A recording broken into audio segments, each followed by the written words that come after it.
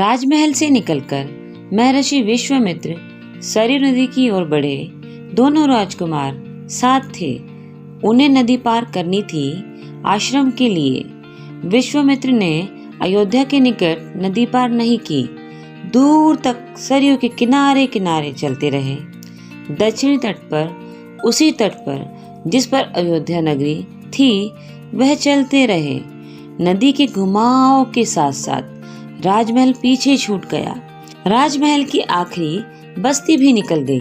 चलते चलते एक तीखा मोड़ आया तो सब कुछ दृष्टि से ओझल हो गया। राम और लक्ष्मण ने एक बार भी पीछे मुड़कर नहीं देखा। उनकी नजर सामने महर्षि विश्वामित्र के सदे कदमों की ओर थी। सूरज की चमक धीमी पड़ने लगी। शाम होने को जो आई थी। राजकुमारों के चेहरे पर थकान का कोई चिन्ह नहीं था। उत्साह था। वे दिन भर चले थे और चलने को तैयार भी थे। महर्षि अचानक रुके। उन्होंने आसमान पर दृष्टि डाली। चिड़ियों के झुंड अपने बसेरे की ओर लौट रहे थे। आसमान मटमैला लाल हो गया था। चरवाहे लौट रहे थे। गायों के पैर से उठती धूल में आधे छिपे हुए थे। हम आज रात नदी के तट पर ही विश्राम करेंगे, महर्षि ने पीछे मुड़ते हुए कहा। दोनों राजकुमारों के चेहरे के भाव देखते हुए विश्वामित्र हल्का सा मुस्कुराए। राम के निकट आते हुए उन्होंने कहा, मैं तुम दोनों को कुछ विद्याएं सिखाना चाहता हूँ।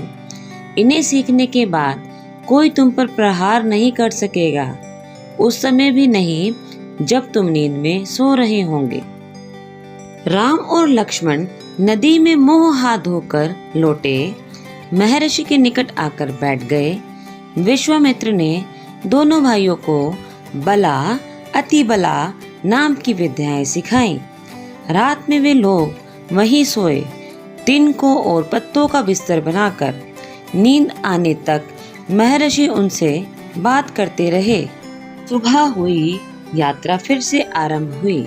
मार्ग वही था, सरयू नदी के किनारे किनारे। चलते चलते वे एक ऐसी जगह पहुँचे जहाँ दो नदियाँ आपस में मिलती थी। उस संगम की दूसरी नदी गंगा नदी थी।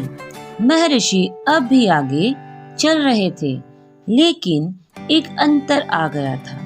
राम लक्ष्मण अब दूरी बनाकर नहीं चल रहे थे, महर्षि के ठीक पीछे पीछे, ताकि उनकी बात ध्यान से सुन सके।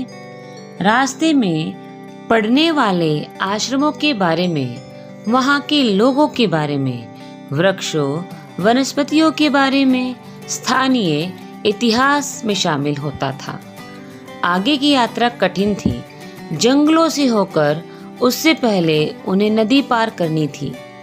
रात में ऐसा करना महर्षि विश्वामित्र को उचित न लगा। तीनों लोग वहीं रुक गए। संगम पर बने एक आश्रम में अगली सुबह उन्होंने नाव से गंगा पार की। नदी पार जंगल था, घना दुर्गम जंगल। सूरज की किरणें धरती तक नहीं पहुंचती थी। इतना घना वह डरावना भी था। हर ओर झिंगुरों की आवाजें, जानवरों की दहाड़, कर्कश ध्वनियां। राम और लक्ष्मण को आश्वस्त करते हुए महर्षि ने कहा, ये जानवर और वनस्पतियां जंगल की शोभा है। इनसे कोई डर नहीं है। असली खतरा तो राक्षसी ताड़का से है। वह यहीं रहती है। वह खतरा हमेशा के लिए मिटा देना होगा। ताड़का के डर से कोई उस वन में नहीं आता था। जो भी आता, ताड़का उसे मार डालती, अचानक आक्रमण कर देती। उसका डर इतना था कि उस सुंदर वन का नाम ताड़का वन पड़ गया। राम ने महर्षि जी की आज्ञा मान ली। धनुष पर प्रत्यंचा चढ़ाई और उसे एक बार खींचकर छोड़ा। इतना ताड़का को क्रोधित करने के लिए बहुत था। टंकार सुनते ही क्रोध से बिलबिलाई ताड़का गरजती हुई राम की ओर दौड़ी। दोनों बालकों को देखकर उसका क्रोध और भड़क गया। जंगल में जैसे तूफान आ गया। विशालकाय पेड़ कांपने लगे। पत्ते टूटकर इधर उधर उड़ने लगे। धूल का घना बादल छा गया। ताड़का ने पत्थर बरसाने शुरू कर दिए। राम ने उस पर बाण चलाए, लक्ष्मण ने भी निशाना साधा। ताड़का बाणों से घिर गई। राम का एक बाण उसके हृदय में लगा, वह गिर पड़ी, फिर नहीं उठ पाई। विश्वामित्र बहुत प्रसन्न हुए। उन्होंने राम को गले लगा लिया। उन्होंने दोनों राजकुमारों को 100 तरह के नए अस्त्र शस्त्र दिए, उनका प्रयोग करने की विधि बताई और उनका महत्व भी समझाया। महर्षि का आश्रम वहां से अधिक दूर नहीं था, लेकिन अब तक रात हो चली थी। विश्वामित्र ने वह दूरी अगले दिन तय करने का निर्णय लिया। ताड़का मर चुकी थी, उसका भय नहीं था। अब तीनों ने रात वहीं बिताई, ताड़का वन में, जो अब पूर्ण रूप से भय से मुक्त था। वह जंगल बदला हुआ था, अब वह ताड़का वन नहीं था, क्योंकि ताड़का अब वहाँ नहीं थी। भयानक आवाजें गायब हो चुकी थी। पत्तों से गुजरती हवा उसकी सरसराहट का संगीत थी। चिड़ियों की चहचहाहट थी। शांति थी। तस्वीर बदल गई थी। सिद्धाश्रम का अंतिम पड़ाव था। महर्षि का आश्रम अब थोड़ी ही दूरी पर था। प्राकृतिक सौंदर्य का आनंद लेते हुए तीनों लोग जल्दी ही आश्रम पहुंच गए। आश्रम वासियों ने उनकी अगवानी की, अभिनंदन किया। उनकी प्रसन्नता दुगनी हो गई थी। महर्षि विश्वामित्र के आश्रम लौटने की खुशी, राम लक्ष्मण के आगमन का सुख। विश्वामित्र यज्ञ की तैयारी में लग गए। अनुष्ठान प्रारंभ हुआ। आश्रम की रक्षा की जिम्मेदारी राम लक्ष्मण की थी। बस अनुष्ठान अपने अंतिम चरण पर ही था कि तभी वहां अचानक भयानक आवाजों से आसमान भर गया। सुबाहु और मारीच ने राक्षसों के दल बल के साथ आश्रम पर धावा बोल दिया। मारीच क्रोधित था, यज्ञ के अलावा भी इस बात से कि राम लक्ष्मण ने उसकी माँ को मारा था, ताड़का को।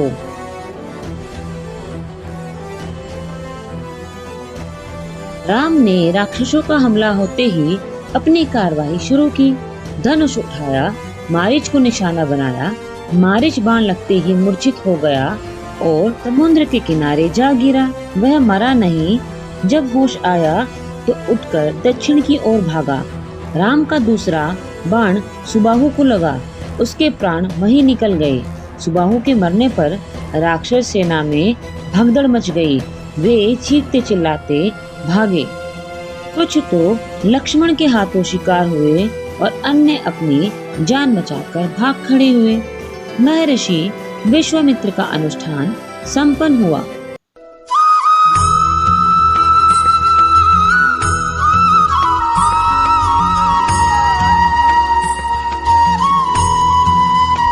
राम ने महर्षि को प्रणाम करते हुए पूछा, अब हमारे लिए क्या आज्ञा है मुनिवर?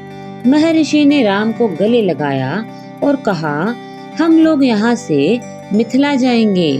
महाराज जनक के यहाँ विदेहराज के दरबार में। मैं चाहता हूँ कि तुम दोनों मेरे साथ चलो और उनके आयोजन का हिस्सा बनो। महाराज के पास एक शिव धनुष है, अद्भुत शिव धनुष, तुम भी उसे देखो। राम और लक्ष्मण अगली यात्रा को लेकर उत्साहित थे। सोन नदी पार कर विश्वामित्र मिथिला की सीमा के पास पहुँचे। सोन नदी या सोनभद्र नदी भारत के मध्य प्रदेश राज्य से निकलकर उत्तर प्रदेश झारखंड की पहाड़ियों से गुजरते हुए पटना के समीप जाकर गंगा नदी में मिल जाती है। यह बिहार की प्रमुख नदी है। राजा जनक के महल के बाहर आकर विश्वामित्र, राम व लक्ष्मण का स्वागत किया गया। तभी उनकी दृष्टि राजकुमारों पर पड़ी। विदेहराज चकित रह गए। राजा जनक को विदेह अथवा मिथि भी कहा जाता है। वहीं सीता को भी राजा जनक के विदेह नाम के कारण विदेही कहा जाता है। कई धर्म ग्रंथों में इसका उल्लेख भी मिलता है। विदेहराज ने महर्षि, उनके शिष्यों और राजकुमारों के ठहरने की व्यवस्था एक सुंदर से उद्यान में की। अगले दिन सभी यज्ञशाला में उपस्थित हुए। शिव धनुष को यज्ञशाला में लाया गया। शिव धनुष सचमुच में विशाल था। धनुष को देखकर विदेहराज ने कहा, मुनिवर, मेरी प्रतिज्ञा है कि मैं अपनी पुत्री सीता के विवाह के संबंध में जो यह धनुष उठाकर उस पर प्रत्यंचा चढ़ा देगा, उसी के साथ सीता का विवाह होगा। अनेक राजकुमारों ने प्रयास किया और लज्जित हुए। उठाना तो दूर, वह इसे हिला तक नहीं सके, प्रत्यंचा क्या चढ़ाते। विदेहराज का संकेत समझकर महर्षि विश्वामित्र ने कहा, उठो राम और धनुष को देखो। राम सिर झुकाकर आगे बढ़े। पहले उन्होंने धनुष को देखा, फिर महर्षि को। महर्षि का संकेत मिलने पर राम ने विशाल धनुष सहज ही उठा लिया। यज्ञशाला में उपस्थित सभी लोग हतप्रथ थे। इसकी प्रत्यंचा चढ़ा दूं मुनिवर? राम ने पूछा। विश्वामित्र ने जवाब दिया, अवश्य पुत्र। श्री राम ने प्रत्यंचा खींचते हुए जैसे ही धनुष पर चढ़ाने का प्रयास किया, धनुष बीच से बच्चों के खिलौने की तरह टूट गया। यज्ञशाला में सन्नाटा छा गया। सब चुप थे, एक दूसरे को देख रहे थे। विदेहराज अर्थात महाराज जनक की खुशी का ठिकाना न था। उन्हें सीता के लिए योग्य वर मिल गया था। उनकी प्रतिज्ञा पूरी हुई। जनक राज ने मुनिवर से कहा, महाराज यदि आपकी आज्ञा हो तो महाराज दशरथ के पास संदेश भेजूं, बारात लेकर आने का निमंत्रण दूं। मुनिवर की आज्ञा के उपरांत अयोध्या में दूत को भेजा गया। महाराज जनक का संदेश मिलते ही अयोध्या में खुशी छा गई। आनन फानन में बारात तैयार हुई।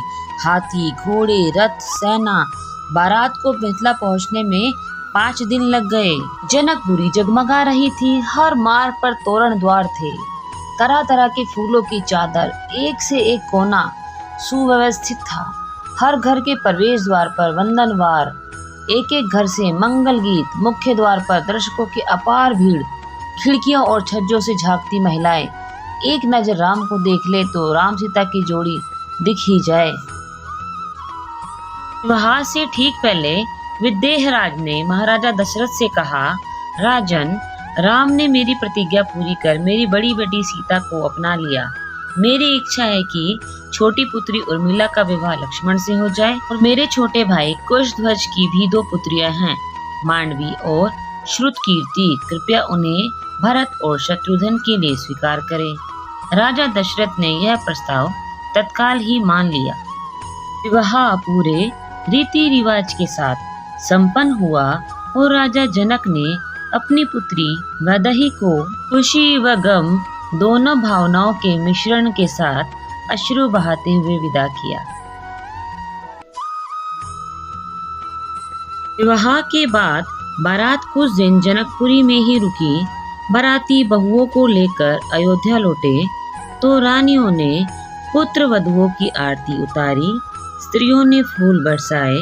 शंख ध्वनि से गलियां गूंज उठी। अयोध्या नगरी में लोगों ने उनका जमकर स्वागत किया और यह आनंद उत्सव लगातार कई दिनों तक अयोध्या नगरी में चलता रहा। लाइक करें, जानकारी को साझा करें और सब्सक्राइब भी करें। धन्यवाद। Bye bye.